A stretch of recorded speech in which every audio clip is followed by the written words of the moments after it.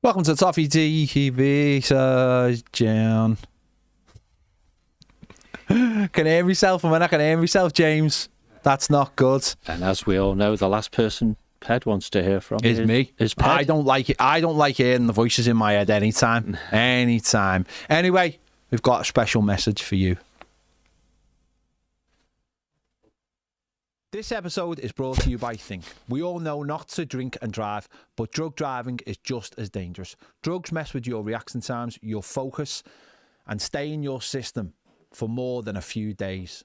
So even if you think you're fine, your body and brain say otherwise. Police now do more roadside drug swabs than ever. One quick test, and if it's positive, you're facing at least a 12-month ban, a criminal record, and an unlimited fine that stays on your licence for 11 years. And could also cost you your job, your insurance, and even your right to travel aboard. So be smart, make a plan, skip the risk, get a cab. Crash with your mates, or hand your keys over before the night starts. Think, don't put drugs in the driving seat. Very wise. There you go. And certainly not on Saturday when everyone will be out early. No. Yeah, John and myself here today. We're going to be finishing at 6, so get your calls in, because if you don't, if you're like one of those late people who go, oh, I'm going to ring at 3 minutes to 6. No, it's not happening. It's not happening. It's all about you, isn't it? Yeah, it is. And those voices in my head. No echo now, though. John, the title there, as James has put it, is what would you do on Saturday, basically. But what can we do on Saturday? Because we're going to have to make a couple of changes, definitely by the looks of it. Obviously, we know, well, 3 from the team we played against Chelsea with Idrissa Gueye and Njai gone. And certainly KDH. And KDH like he's out for a bit. Could be out for a bit, yeah. Obviously, we've had no confirmation on that. But how would you look at this one? Well, the worst case scenario, isn't it, is KDH can't play, Grealish can't play, or certainly can't start, and the other 2 have gone off on their jollies to win the AFCON, hopefully. I don't know if they'll win it. I hope they go out on the group stage. Well, yeah, it's only a week or 2. Anyway, with that in mind, crikey, wouldn't it just be all the senior players who are fit get to start? You know, so Tim would come in, wouldn't he? Charlie would start. Dwight would start, you know, and maybe he might take a chance on someone else, but ultimately he's just going to start those players who are considered senior. Do you think if there are like doubts about other players, like say like Jack Grealish, do you think if there's any doubt about him, they should just not play him? I think so, yeah. I mean, if you think about it, the manager said he took James Garner off, who he described as one of our better players at Chelsea, just to make sure we didn't get a stiletto in the ribcage in the last few minutes. Or didn't get booked as well. I meant in the last few minutes get in a booking. Not your knees clattering into you like poor Mr. Byrne, right? Yeah. So he will be pragmatic, perhaps, and if there's any doubt at all, you might find him on the bench rather than starting, for example. And maybe that would give us a clue. Clearly, there's serious doubt if he's not in matchday squad at all. Yeah. There's some doubt if he's on the bench, because then you may choose to bring it, or if you think you can, you'll bring him on. But let's see. I mean, it's options, isn't it, for Dibbling, who I didn't mention before, to say, well, I can try and prove I can do something. Yeah. You know, I suppose the most frustrating thing is Arsenal have got loads of injuries as well. Yeah, that's always the way, isn't it? And if our injuries, our squad's nowhere near as deep as theirs. Yeah. So. But it would have been like if we'd had our players available to us, you would have looked at that and gone, "Oh, this gives us a good opportunity." They've not been amazing the last few weeks. Don't get me wrong; they've got over the line in games. Yeah, in some of those games, but 2 own goals at the last one. So. It's it is so frustrating. But at least, unlike past years, I mean, if you exclude Dibbling, the other 3 who would come in, 2 of them have had starts more than once this season. Yeah. The other fella was very regular under the previous manager and stuff, and he is a squad player, and that's when they have to step up when these things happen. And the unknown would be Dibbling, and maybe, just maybe, that's the one which may or may not I know what Baz would say if he was here. If Grealish was looking okay, then maybe the manager would avoid the dribbling decision and just put Dwight McNeil on the right, or perhaps in the middle with Charlie on the right. Neither of whom are at their best on the right anyway. So it's an interesting one. If I'm dribbling, I'm thinking this is it. I've got to start this one. And if you put me in, I'm going to show you what you could have been having. I just don't think there's anything to lose by playing dribbling. Well, depends if you've written the game off or not, doesn't it? Right? Which is, I guess, where you're going, which is we're going to lose anyway, type of thing. I'm not convinced we are going to lose. No, anyway. I don't mean it like that. What I mean is that I don't think we've got the options to make the changes anyway. So I just think if start dribbling and let him play through it. I think so. Good or bad? I think so. And he's going to have to make use of his squad anyway. Yeah. Particularly, as we just said, if Grealish is injured, do you start him and he does what he can, or do you keep him on the bench and only use him if you need to? Clearly, safe as the second one. But anyway, Fletch is first again, that looks of it. So should we let Fletch have a go? Go on, let's get Fletch on. Come on, Fletch.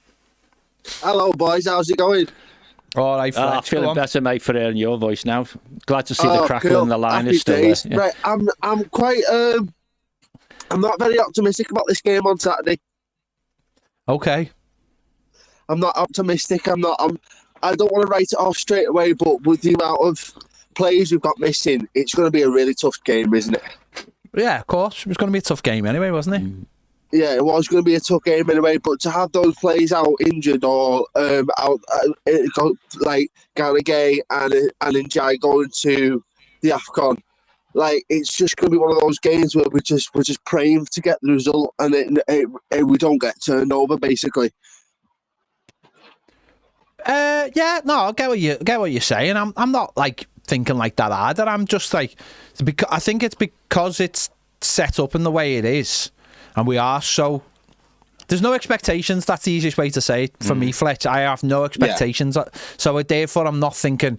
I look at our team and go, well, whatever happens. We're on the bones of our asses, aren't we? And if we get a good result, if we were to get a positive result, then it'd be amazing. But if we were to get beaten, I don't think it'd be the way... You can't really start pointing fingers at anything. It'll just be because we're playing the team top of the league and we'll be missing players.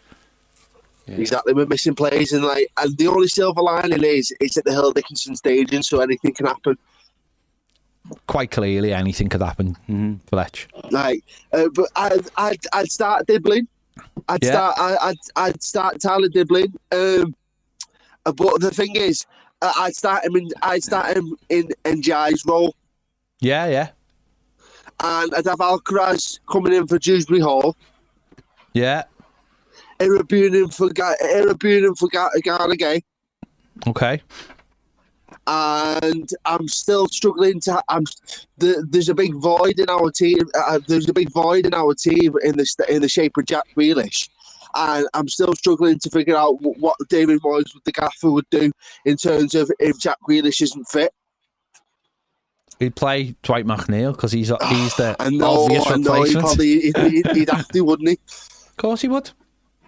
We're not blessed. That's our problem, isn't it? We're not blessed with squad players, so therefore, whoever the replacement is, the replacements. There's no you can't make people up, can you? You just have to go. That's what it is, and do the best you can. He's lost his feet, hasn't he, over the past couple of months? Dwight McNeil.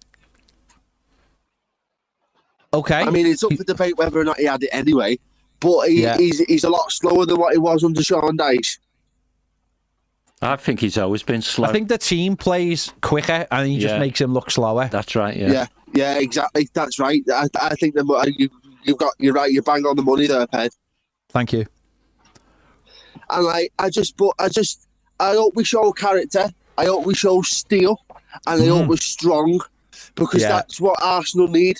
That's what Arsenal can't fight against. If we're strong enough, right, and we get him on the counter, I think we can get a goal. Yeah. It'd be interesting to see how Dwight McNeil and Barry link up. Yeah.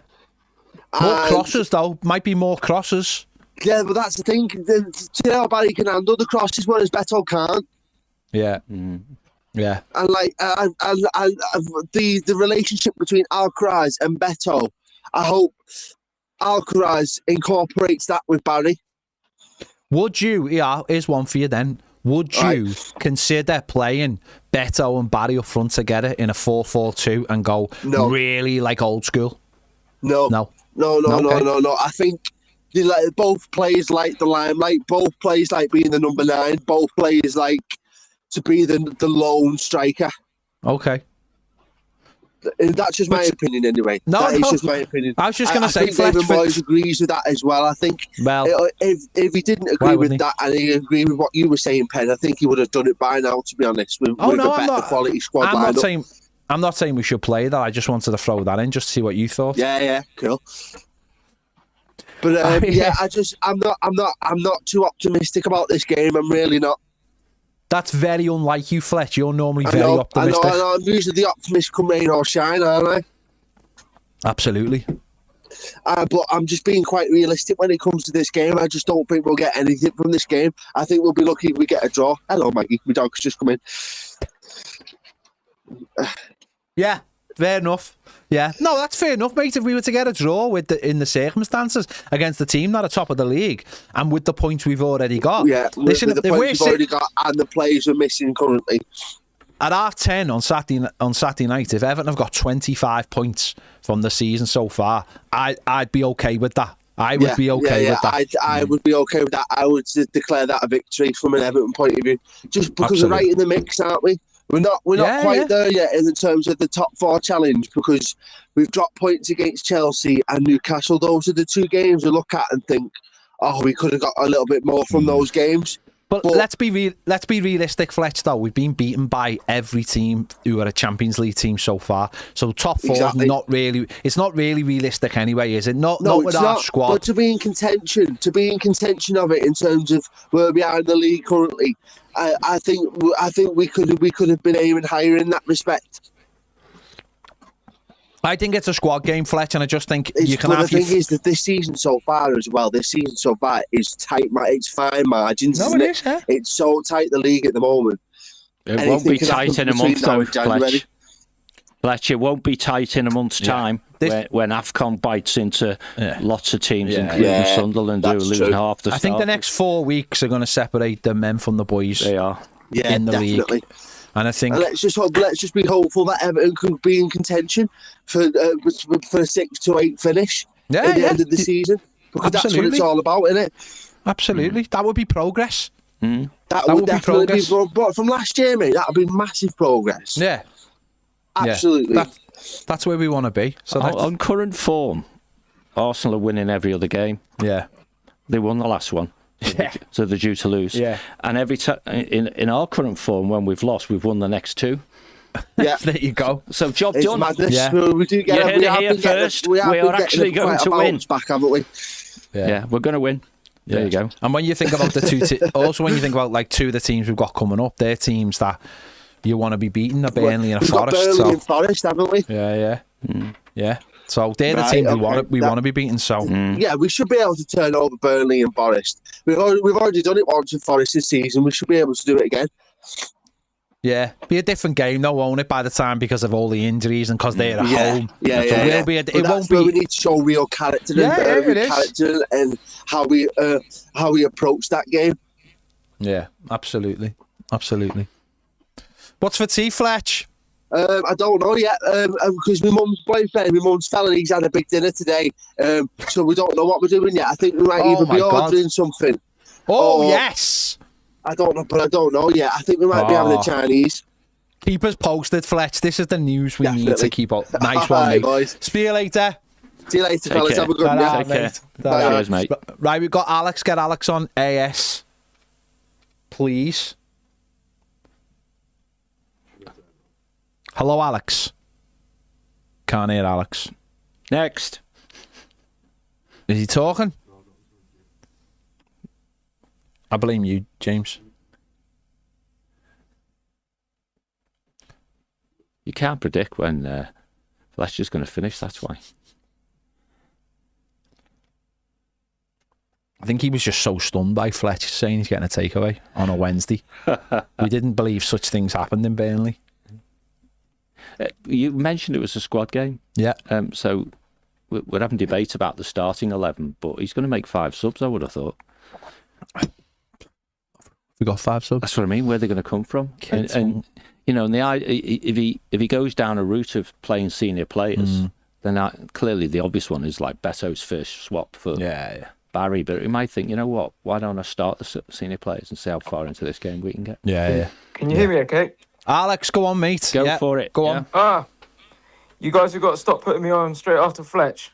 Is that like coming on after Elvis? Absolutely. Or Prince or someone. It's Yeah, not good, absolutely. is it? No, but you know, listen. Do your best. You're a palate cleanser, Alex. Is that what I am? That's what you are, my friend.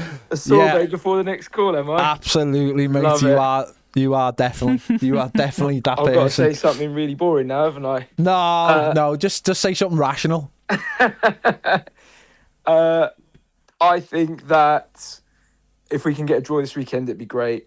I think it's more draw or loss. I think it's more the character of the performance. If we think back to the last time we had to rotate, it was the Carabao game against Wolves. I love the fact that you've just said rotate when we are literally being forced into this by a man with a gun in our back. Yeah, exactly. But that was Wolves, wasn't it? And we were dreadful. And I think it's the manner of the game against Arsenal. And the fans obviously expect it, Hill Dickinson. And I think that's the momentum. I think we should expect whoever does make the first 11, I'm sure it's pretty obvious who's going to get picked.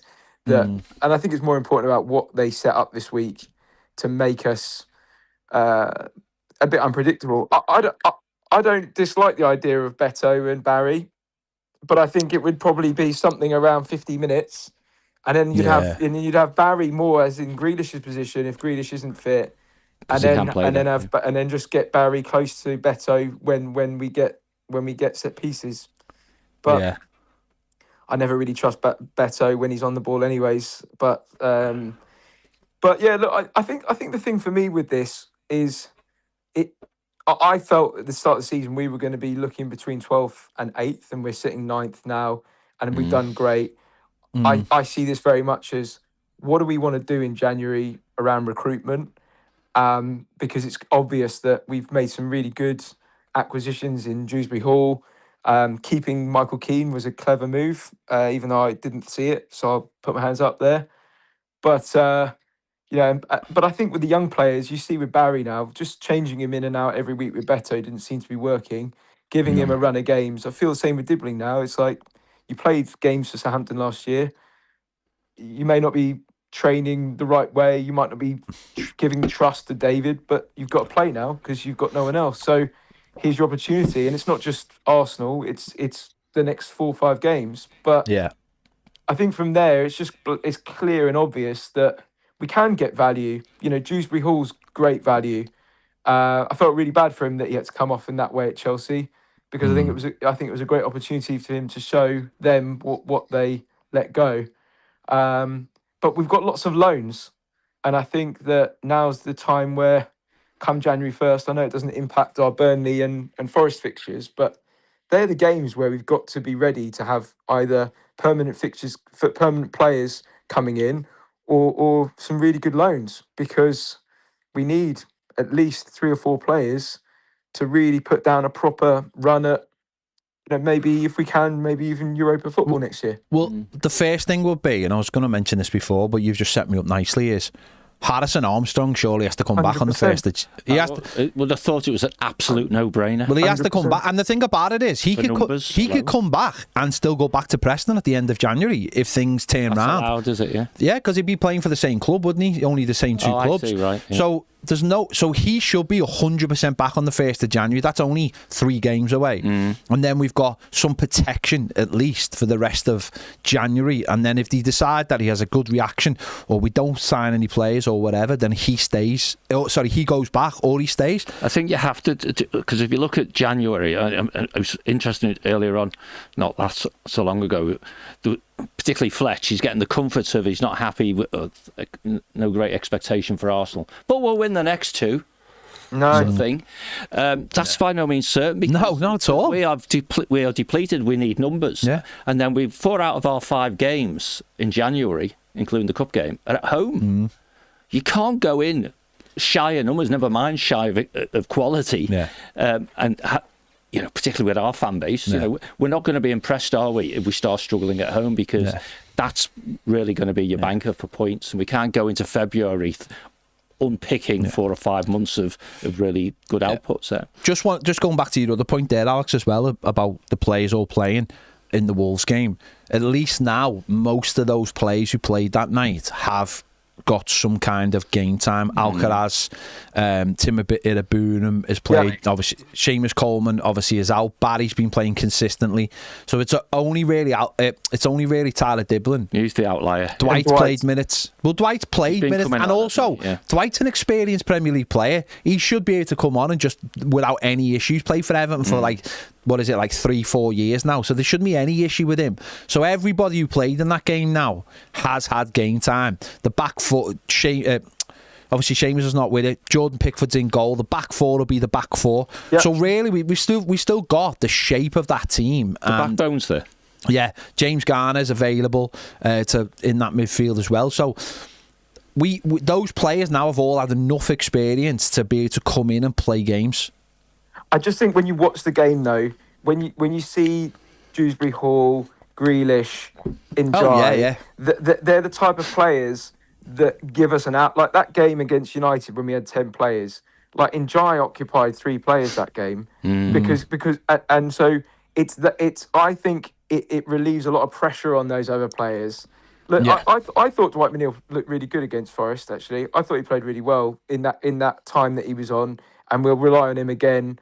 I think the thing for me that's a sort of, I suppose, my lingering feeling is youth players. It's great to see the idea of Armstrong, and I totally agree with that. When you think about Kobbie Mainoo and that story, it's like why isn't Armstrong the logical choice before we think about Mainoo, right? But beyond that, I know we've got Isaac Heath, Accrington, but that's the thing for me. Like in this new world of PSR, I know it's silly because young players then have to get sold, and we've had players like Anthony Gordon, whose new hairband, by the way, looks horrific. But he needs a mask, actually, doesn't he, rather than a hairband? Yeah. But do you know what? I think that's the next bit for Hill Dickinson. It's who's that player who's an Everton lad, born and bred, who's going to come in and is going to take it on. And I think that we are missing that. And we've missed that now for a while. And I'm sure in the world we live in, where we've been under a lot of financial pressure, we probably didn't invest in buying or poaching good young talent to come to Everton like other teams have done.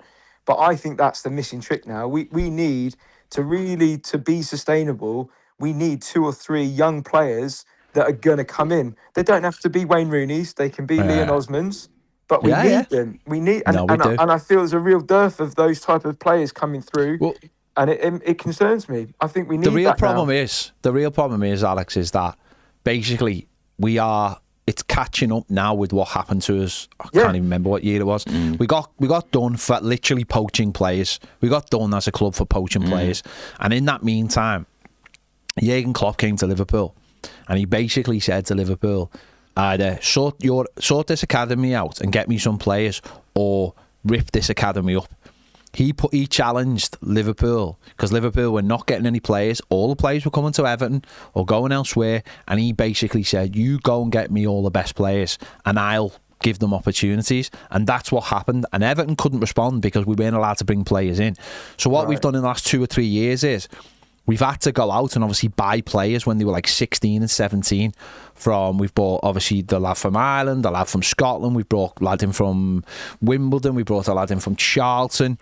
We're linked with a lad from Arsenal today. We brought Omari Benjamin, and he was from Arsenal as well. We brought Ellis Sims in. He was from Manchester City when he was released at 16. A lot of these players have a lot in common. They didn't come through Everton. They come through other clubs because we just didn't. We had a gap in the pipe. We didn't have a system to bring them in. No, why? And all the kids we did have, let's forget, they all got Thierry Small, who's ripping it up at Preston now, who we're being linked with again, by the way, because Everton, when he was 16, he's our youngest ever player, let's not forget that. And at 16, he was looking for assurances. He was away into the first team, and Everton couldn't give them. And he just went, I'm going to Southampton. Now, it didn't work for him, but what a choice to have to make. And the mad thing was, there was an opportunity. Anthony Robinson is another one. Anthony Robinson, I watched him with Baz for the under-21s. We interviewed David Unsworth after the game, and he was so excited about him as a player. And Everton pathway. Could not give that lad a pathway. Even when he done well at Wigan and we had the opportunity to bring him back, we're all right. We've got Luca Dean. No one was thinking in the terms of, but what happens next? We don't. We could sell Luca Dean for 30 million quid, and this young lad could come into our team that we've got for like buttons. No one was thinking about that. Everyone was thinking big time, and we've lost a generation. Your Tom Cannons of the world obviously have proved they're not, and Ellis Sims. A lot of people moan about them. They're never good enough, and they'll never be. They'll never be good enough. They'll score goals, but they'll never be good enough. So that's all. Anthony Gordon is probably the one where you look at it and go, yeah, he could have been really successful, but at the same time, he wanted to go. Who was bothered? Like, I wasn't, but no one seemed bothered. Newcastle fans think we're bothered about him. We're not. And he's still a little bit hit and miss for me. What we got for him still looks like good business. It does, because he's sort of, I'm not saying he's stuttered in his career, but maybe he should have moved on from Newcastle by now and gone to Liverpool and really hit. He seems like he's a little bit frustrated. So that's basically the story of why we are where we are. Obviously, one of our mates is a scout. That's his job, and he's been to watch Everton under-21s playing the 2 games they played at Goodison, and he's not really been impressed by anybody. Braden Graham feels there's something, but he's a little bit small. The other kid we got from Arsenal, that I know there was a lot of, someone put like a TikTok video. What's his name, James? Is that his name? Yeah. Whatever. Someone put a TikTok video of him out last week of when he played against Millwall in the Youth Cup, and it makes him look like Pogba. So I'm not getting excited, but the other night he came on and turned the game. We ended up winning 3-2, and he looks like he looks good, but he's one of those kids where he's bigger than everyone else. Yeah. So what happens when you put him in the men's game and everyone's the same size? We had this chat last week, me and Baz. And that's the only thing. But he does look talented. But you are absolutely right. There isn't that kid that's been with Everton since he was 8, sort of knocking on the door now, like at 16, going. Because what typically happens is, if you notice, kids don't really get stuck on the under-21s anymore. They skip from the under-18s straight into the first team squad.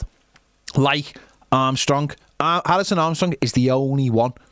So we've got him, and I think he'll come in January, and I think he's big, assured, confident, and I think he'll make. I don't know whether it's the right time for him, but the right time is now, because it's been thrust. Right time for the club. It's been thrust upon. We didn't buy Branthwaite. We bought Branthwaite. We bought John Stones. There are. It doesn't have to be the romantic Wayne Rooney story. No. And at the same time, they don't have to be world beaters. You know, for me, the issue with Gordon was we gave him it all too soon. You know, we gave him the number 10 shirt. We made the whole team work around him, and it just went straight to his head, and he was off in 6 months. But I think for me, when I look at where we are with, and the whole point of bringing it up is the squad gaps we've got. You look at that and you say, well, how do you fill those squad gaps? Okay, you go to market and you buy new players. Well, for every Dewsbury Hall you get, at that 25 million mark, you're probably going to buy a couple of misses, you know, or players that are unproven in the case of Barry. So, and then on top of that, you've got time, particularly with foreign players. They've got to acclimatise to the pace of the league, the setup, the expectations of the club. And so that's why I think in the way you build the team out, that kind of fabric of the team, you need 2 or 3 lads who are young players from the academy. They don't have to be there from 9 years old. They could be purchased, but and they don't have to be world beaters. But they have to be those players that they can come in and they can just assimilate at that level of the game, and but be honest, really hard working players. And I think there's still a place for them. And more than that, as a fan base, we want to see them on the pitch. Like. We want to see our own type of players come on and be really proud of them. And that's why when I look at it, I just think, we obviously spent a lot of money on Dibbling, and the time will tell whether whether he's been properly scouted. And of course, we want to get some loans. And I feel that, like you said earlier, with certain players like Armstrong coming back in, that allows us to go, we really need to do right midfield. We just need to sort it out, and we need to do right back. properly. Not that Jake's done a bad job or James Garner won't do. If we want James Garner to be right back, then we need a centre midfielder. Just make the decision. But we really need some pace in the team, and if that's a lone player, great. But the reality is, if we've also got money to spend, let's go and get someone. This idea that all has to be done in summer, I think, is just nonsense. Like, there's good players to get done, and it's down to the board now and the CEO, and we've got a proper setup now to actually put the expectation on them and go, guys, we need to go and get some players now, and I hope that we do that, and then in the meantime, it'd be great. Let's say start next season, there's a couple of players, whether it be Isaac Heath or Armstrong, that are like fixtures in the Everton squad. It'd be good for us. I think number one, it's funny because Tyler did cost what he cost, but he's basically what you've just spoke about in terms of like a John Stones, of like a player that we've brought in who's just not quite ready there. It's just that we paid an extraordinary amount of money for him, and he'd already played in the Premier League. It's just how you look at things, isn't it, in many ways? Yeah, and I'd like to see Everton bring a couple of players in January, even if that you build them out for the squad and they are being built up for next season. At least they'd help the squad, like you've just said. And then if we get Harrison in as well, then it's all good. Yeah. Look, there's nothing to complain about. I'm loving it at the moment, and I'm actually enjoying watching some of our football. I know we were a bit open at the Chelsea game, but there's times in the game where you look and you think we're actually in control of this game. Whereas under previous managers, it was like, oh, here we go again. We'll give them the ball and we'll sit back for and we'll got some stat that we only win when we've got 19% possession. So if we've got 25%, we're going to lose. Yeah, it's good to watch us, and I hope that continues. But I am a bit worried at the moment, just with lack of players. But the other side to it, and I think we always forget this as fans, is I bet you every other, bar a few teams, of course, every other fan of a similar club like ours is probably having the same conversation amongst their mates or in fan TV shows that they've got 4 or 5 injuries. They, Sunderland are going to struggle with all their players going to AFCON. They've got 6, haven't they? 7. So everyone's 7? Losing players. 6, 7, very good. Yeah. Look, I love it, and obviously, if I don't see you guys or speak to you before, and thank you for all you guys do for us fans, and love coming on Toffee TV. So thank you for thanks, Alex. All the best, good mate. One, Alex. Take care, mate, and have a good Christmas. Right, we got Fruin. Patiently. You've just put it in massive letters that Fruin is waiting because someone's dropped off. Eddie was up, wasn't he? Eddie was up. If you're waiting, just wait. We can't do every call at once. That would just be crazy. That would sound like what sometimes it sounds like in my head. Got Eddie. Go ahead, get Eddie on. Oh, can you hear me? Eddie, we can hear you loud and clear, like you were in mission control in Houston, Texas. Greetings. That's nearby, 3 hours away. Exactly. Eddie, can I ask you a question? Yeah, what's up? What have you ever been to Galveston? Galveston? Galveston. No, I haven't been there. My family's gone a couple times, but I never wanted to go. So I've said nah. All right, fair enough. Why would you go there? Why? Because it's like a beachside resort that's not far from Houston. Oh, I see. So just wanted to ask. Galveston's actually kind of crummy though. It's all right? It's not as nice as that's what it's shown. It's gone downhill since I went to Houston. Yeah, exactly. Is it on the Gulf of the Americas? It's on the Gulf, whatever that Gulf is now called this Americas, week. Yeah. It's called that. The Gulf of Mexico. It will always be. Yeah. Go on, mate. Go on. So for what I wanted to talk about is in regards to the upcoming games. I know we have 3 games coming up, and it's probably going to be really hard for us to pick up points with how small our squad is right now. And David Moyes is kind of lack of trust of the younger talents like Alcaraz and Dibbling.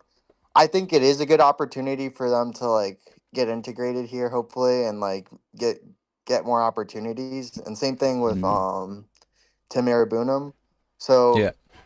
My only concern is there's no rotation of the squad because of how small it is, and just like Alex said, we don't really have a strong enough academy where we can pull some kids from the younger youth levels to help us out. Do you imagine that we're just not going to be doing a lot of substitutions in these next couple matches, and it's going to like hinder our ability to like change up the game?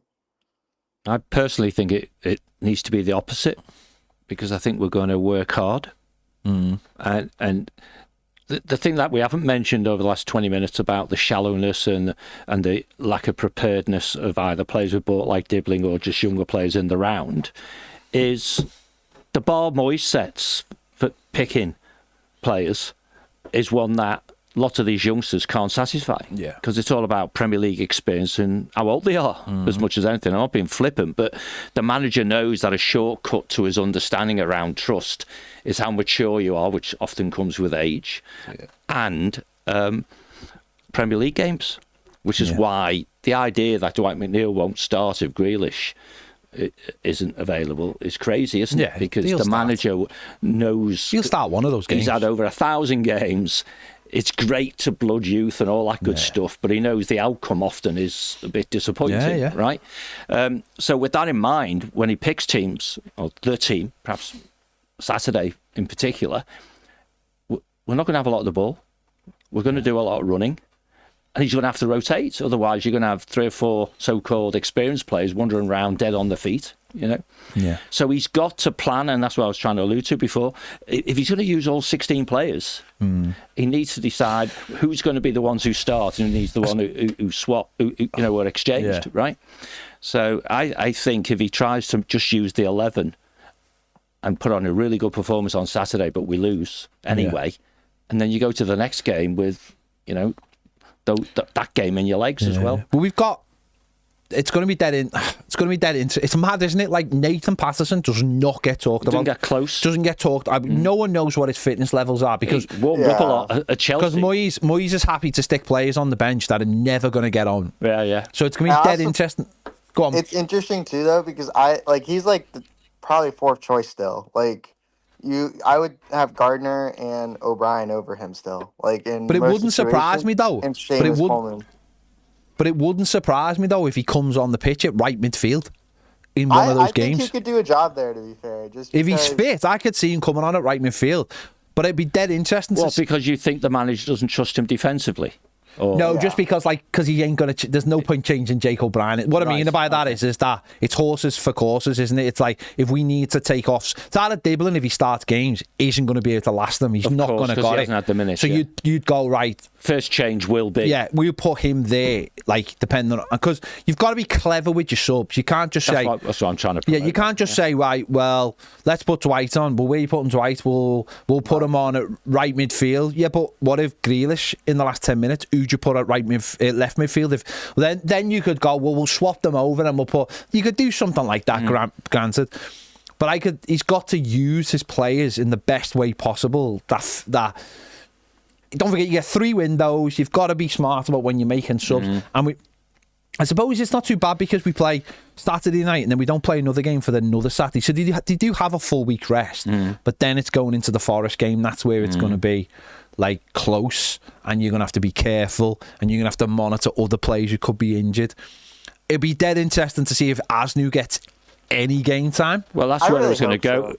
Yeah, that's where I was going with. If you thought that perhaps he would put Patterson in a right wing back, if you call it that, because he doesn't trust him defensively, or he's happier with the defensive person he's got. Well, Asnu in front of Mikalenko might be an option.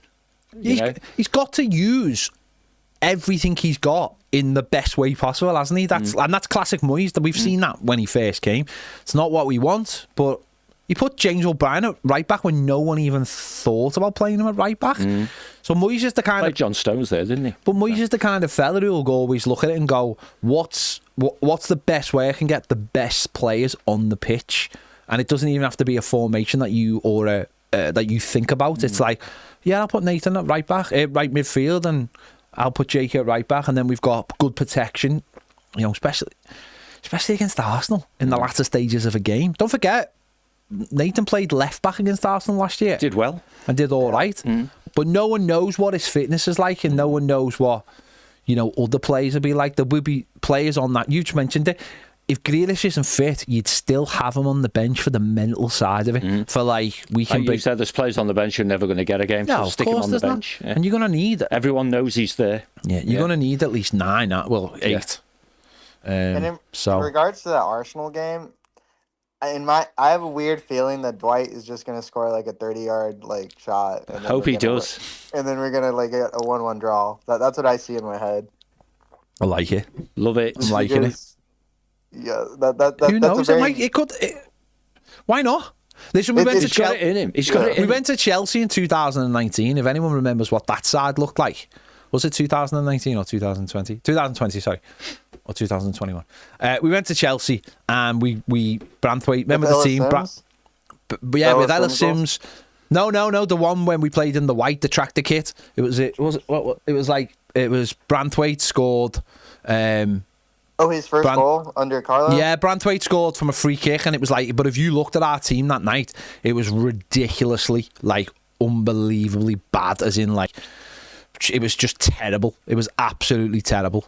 I'm sure John's trying to find it now. It was like you went into that game laughing your head off at how bad that team was. And not bad in terms of, like, quality, but, like, filled with kids. And, like, Michael Keane and Branthwaite played centre-back, and it was just, like, it was like scarily bad. It was. Do you want to know it? Go on. Pickford. Yeah. Kenny. Yeah. Holgate. Yeah. Keane. Branthwaite. Yeah. Godfrey. Iwobi, Decore, Gomez, Gordon, Sims. Yeah. And Gabamin came on. Yeah, Gabamin came on. Yango came on. And Lewis Dobbin came on. Yeah. It was ridiculous. What year was that? 2021. 2021. 16th of December. Yeah. It was like 4 years ago. It was the last game before Christmas because they got Newcastle got the game called off, didn't they? So I think that was the last game before Christmas. See, that was the wise head of Benitez making that happen. Yeah, it was Benitez. Yeah. That was Benitez? Yeah. It was the season. Yeah, it was because I think that was the last point we picked up before Benitez got sacked. Could be, yeah. If I remember rightly. I think that was the last point we got because we were going to go to Newcastle flying, and they managed to get it called off. I think there was a couple of games called off, and they managed to get that called off. If we'd gone there, we would have battered them. But they got it called off. Here's a crazy fact for you: the average age of the starting 11 was just under 25. This weekend just gone, it was just under 29. Yeah, that's during a time when we're saying we're lowering the age. Yeah, because you've got a few oldies in there. And yeah, crazy. The last thing before I go on, mate. If Drewsbury Hall has like a more serious injury or he's out for a couple weeks, I feel he's one of our key players in terms of possession. And same thing with Jack.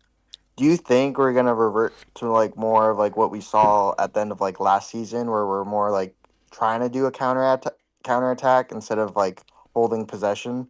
Just because I don't think we have the players to keep possession as well. Yeah, we will go long a lot more. Not counterattack. We will just go long a lot more and try and feed off Barry. I think. Barry. Yeah. I don't think that can do that at all. You can't play possession football if you don't have possession football players. Grealish, KDH, and Dye. It's probable none of them will start. And Idrissa. Those are all players that keep the ball. And I think Grealish is going to be okay. And that's not anything I've heard. No, it's just intuitive. It's just like the way he came off and it wasn't like a big deal. And I know he's played through injuries already this season. Like Jack can get a bit of flack about like what he does. But you know what? He has played through injuries this season where he may other players may not have played in those games. He gets kicked quite a lot. It does become cumulative. And of course it does. Also, he hasn't played this many games for like a season or so. Yeah, and it all builds up and stuff. So, and he deserves a little bit of a break. I think all the things we're talking about giving players opportunity and looking at the big picture, which is where Moyes will come up. Emphatically, David will be like you, which is, you know what, are we going to lose this game anyway? Yeah. So let me see what some players are like when they're really in the hothouse of Premier League football. Yeah. And if Jack's on the bench, I might not need to use him. Yeah. For negative as well as positive, or positive as well as For negative protection, reasons. yeah. Yeah, absolutely. Because, if he's touch and go, give him the rest, because what you just said was the cumulative effect, even if technically he's fit. Yeah. And then really go up Burnley, win at Burnley, and then you're back round. I think we'd probably take 4 points from the next 3 games, wouldn't we? I think you can look at it this way. I think Moyes will leave the players out that he needs to leave out, but then he'll expect the team that plays to run through a brick wall for him. Absolutely. Which is why he's going to use the 16, I think. There you go. Right, nice one, mate. You, David. Nice. If you're watching, have a good Christmas, y'all. Thank you, Ed. I'll be in Bolivia for the next 3 weeks. What now? You're going to Bolivia? Yeah. Please tell me Trump isn't sending you there. No. It's my grandma's from Bolivia, so I'm gonna go see her and my. That's nice. I just thought it was one of those countries that you're about to start a war with. I wasn't sure. It was just that's Venezuela. That's Venezuela. Okay, fair enough. I didn't want to get picky on it. I was just the 51st state. Fair, Bolivia and Venezuela did do like a little video where they're like joining forces. So exactly, and that's where I was like, just double checking. Yeah, that's true. I might get stuck there. Who knows? I might not come back. We'll see. Don't Eddie, get stuck. Eddie, send us a just short give us video. a call anyway. Send us a short. I'll try my best. Yeah. Have a good one. Nice one, Ed. All the best, mate. See you later. Take care, mate. Take care. Right, we still got Fruin. I think that's just a monitor error. Yeah. Have we got? Right, let's get Fruin. Fruin's going to be our last call tonight. Been waiting forever. Hello, you're all right. Go on, Fruin, mate. Hiya, you're all right. Yeah, go on, mate. Yes. Just had a question regarding the manager. His contract, obviously, we know his situation expires in 18 months. What type of manager approach would you like Everton to see once his contract has finished, or when he starts his times up at the club? Because traditionally we've always poached other Premier League managers, or in my lifetime anyway. It'd just be interesting to see if Everton would maybe do some different kind of method of approaching a manager, maybe from abroad or maybe internally within the coaching system. So just wanted to know your opinion on that, really. There's a guy at Crystal Palace right now I'd go and speak to. He's the guy I'd go and speak to. I'd go and have a word with him and see what he wants. Do you think he's realistic, really, though? Like, because bigger clubs are obviously linked with him. But you know what? Big fat checks are. People tend to like big fat checks. And but all you can do is ask, isn't it? Or that's what I'm saying. All you can do is ask. He's at Crystal Palace. I don't care what anyone says. Everton are a massive step up from Crystal Palace. They are a massive step up. They're in Europe, and they didn't buy him any players till he'd sold Eze. Well, they had to threaten to leave. Yeah, so they only bought Pino because Eze had gone. So they only replaced the player they'd already lost. He lost someone the year before as well. He'd be the first person I would just ask the question to, because sound them out. If he says no, if he's waiting for Manchester United, if he's waiting for Bayern Munich, if he's waiting for God knows who, then fair enough. But he's the first one I would go and speak to, because I just think he's that kind of manager where you look at him and think he gets himself down. He gets himself down and dirty in the mud. He's prepared to work hard for this. It's not like he's been at massive clubs, are they? So he's the guy I'd ask. Don't know, John. I don't know whether the assumption here is that when they start sitting down with David in the summer, that he's going to leave. No. Yeah. So I guess the most likeliest outcome is he extends his agreement, his contract. Okay. But I also think that if we do this in the right way, and I think it's the approach that the question is about, isn't it? Is almost the model that's happened at Roma, which is you have the old hand, steadies the ship, and then finds the replacement. Yeah. And I think David would see some of himself in Glasner. Yeah. Wants his finger in every pie, wants everything under control. I also think, like Thomas Frank is finding out, being at a big club, a proper big club isn't the same as... No. He might still be doing the right things, but the patience of the owners and the patience of the fans are fundamentally different. Well, when you lose like a few games in a row, that big spotlight gets shone on you. Absolutely right, yeah. And so I'm always wary of managers who are in the right place at the right time. But the thing is about Glasner is he hit the street running. 23-24, they did really well. Yeah. They had the lowest budgets on everything, and they finished 10th. The following season, which of course last season, they finished 12th but got more points than they did when they finished 10th and won the FA Cup. Yeah. So if we're looking at players to try and catch them just at the right time, maybe you have to catch Glasner just at the right time when, if you like, the attraction, as some of the players talk about, of the project, big stadium, big owners, progression, all that sort of stuff. Clearly, we're going to leapfrog Crystal Palace and walk away from them when we get our act together, and it's a when, not if. So I'm with you, and if that means David has to have his nose put out of joint because, a manager we want is available now. That's the only issue, isn't it? Yeah, then you have to deal with that. But then that's cutthroat business. Of course it is. That's where the owners take over and have to make a decision. Right, yeah. And I'm not saying I want to get rid of Moyes, by the way. I'm just saying that in the real world, if there's an alternative and it happens to just come earlier than the whole thing, things can't ever be at the right time, right place. Like you're saying, it's sometimes they come early. Sometimes look at Liverpool when they brought Klopp in. Brendan Rodgers in the real world wasn't doing a terrible job, but Jurgen Klopp was available, and they were just like, we've got an opportunity to get one of the world's best managers. And there's even been talk that that's what maybe Real Madrid are about to do, is go, Alonso's not doing terrible, but Jurgen Klopp's showing a bit of leg. And there's talk that they might go for Jurgen Klopp because he's like, oh, that project, I might take that. And if you have to sack someone or let them go or put them upstairs because you've got an opportunity to bring in someone that you can see as the future of your football club, 5-6 years of your football club. Absolutely right. Then that's what you have to do. So that's the one I'd be looking at right now. Whatever way it happens, though, it has to be dictated by us and not just because David Moyes' contract's coming to an end. Look at Sean Dyche last season. It was like, oh, just get to the end of the season and then he'll go. We'll get our new manager. And the owners were like, nah. No, thank you. We want him gone. And it happened.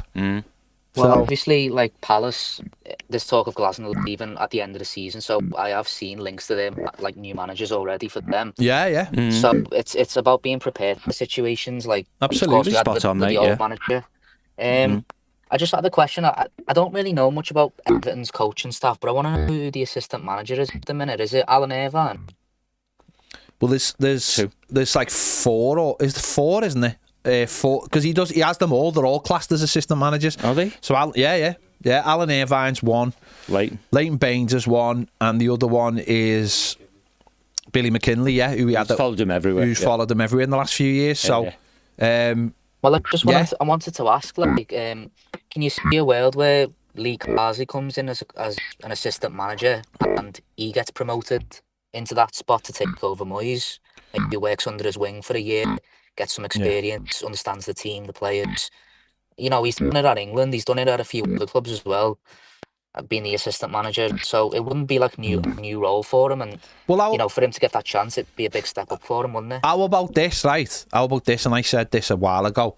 How about the owners put their money where their mouth is? Go to Lee Carsley and say, we want you to be our under-21s manager for the next couple of years. Create that pipeline to the first team that you will then take over and become the Everton manager, and everything that you are building in the under-21s, you will get the end product of. You're going to the Premier League with them. Well, basically, you prepare these players because they're going to be your players in 2 years' time. Yeah. And that way, he comes back to the club. Because don't get me wrong, he's doing a brilliant job for the under-21s. He won the Euros twice with them. Had a little go at doing the England manager's job. Obviously, he's not a big enough name for him. He's not going to get the big gig, is he? He's never going to get it because he's not. The minute he said he wasn't going to sing the national anthem, look what happens. It's like, even though England have got a German fella who doesn't sing the anthem, it's like, we're more asked about a fella who's German, we've more asked about a fella who played for Ireland, who just happens to be English, not singing the national anthem, than a German fella who's definitely not going to sing the national anthem. That's the kind of world we live in at the moment. Make that if you want, but why not say to him, we will give you the big job, but in a couple of years' time, and I'm sure that would get Moyes' approval. One of Moyes' men, he's working on the 21s, trying to build something. Because no disrespect to Paul Tate, but I don't think that's the level we should be at. And I just think, imagine the statement that would make. Headhunting the under-21 England manager. A man who's been the England manager. and he's been the England manager. Yeah. And we've had lots of those. Yeah. Yeah. So that to me, I think that's quite inspiring, like in the sense of break the bank, if that's what it means, but break the bank in, giving them resources to build a squad. And let him lean That off drips Moyes. into Moyes' team. Yeah. But when he's ready, he can bring the rest of them with him. I think that, to me, that makes cool. so much more sense than just giving him the job. As in, like, I've heard people say, why don't we go for Carsley? I think that makes so much... I mean, I know that might sound left field to some people, but that just makes so much more sense to me. That's succession planning. Exactly. And succession planning that I think Moyes would be able to get behind as well. Yeah. And then people like Leighton Baines would know that their jobs are safe and Carsley... But the flip side it would of it... only be Baines, wouldn't it, who would survive probably. The flip side of it is, though, Carsley is creating his own... hopefully some of his own players for the future, pulling out under 18s and coming to the under 21s. Well, you get a style of players well exactly, out of it, you? And you can, and that's the whole narrative of international football. So why can't that work at club level? Of course it can. So yeah, that's what I'd do, mate. Good one. What about? Well, we might have someone like that already on our coaching staff. In Baines, he's managed the under 18s and he's worked with the players. Obviously, he's not like a big spoken type of fella, but. Could you ever see a world where Baines, he's obviously managed when, Sean Dyche went, I know it was only one game, but could you ever see a world with him on the touchline one day? Yeah, I could. But the difference is that I could definitely see that. But I just think of all that experience Lee Carsley's got, and imagine him implementing Lee Carsley, then dropping that experience to Baines as well, and then Baines being set up to be the next one. And because when you think about the age, Lee Carsley's in his 50s now. Baines is 43, just early 40s. Yeah. So if you think about it, say Lee Carsley came in and then he worked with Lee Carsley and he learns a different style of management or learns different style, then that's more experience for Leighton Baines possibly to be the successor of Lee Carsley.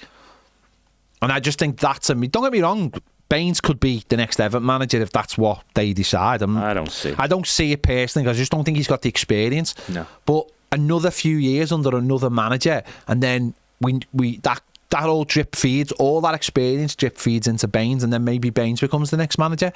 And this is how we make things happen. The owners might have a completely different outlook on it, of course they might, but they might go and get Klopp. Yeah, or they might just go and get Klopp. So I definitely think Baines will stick around at Everton for a long time. It's just what guys, to be honest. So yeah, I just love to see that type of success. No, yeah, of course. In the club. Like it'd be a bit inspirational and a bit refreshing to see. So yeah, it would. Yeah. But yeah, that's all I had to ask. So thank you. Nice one, mate. Good one. Nice one. Yeah. Thanks for the call. Speak to you soon. All the best, mate. See ya. There you go. That last one's a good one. Yeah.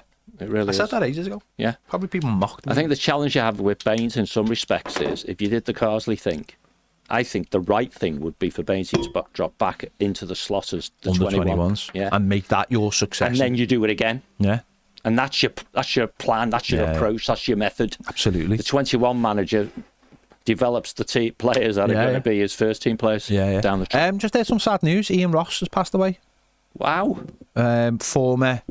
Former head of media at Everton. That's right out of the blue. Yeah, just seen it then. So, sending all our condolences to his family and friends. Yeah. He was around Everton, certainly when I started doing podcasts and stuff. I think he might have banned me, but that's all right. Justified, probably. Yeah, totally justified. He was at Everton for years and then stepped away. So, sad news tonight. There you go. Thanks for all the callers. Thanks for all the comments. And we'll be back live tomorrow at 1:00. And we'll see you all then. See you later. Have a great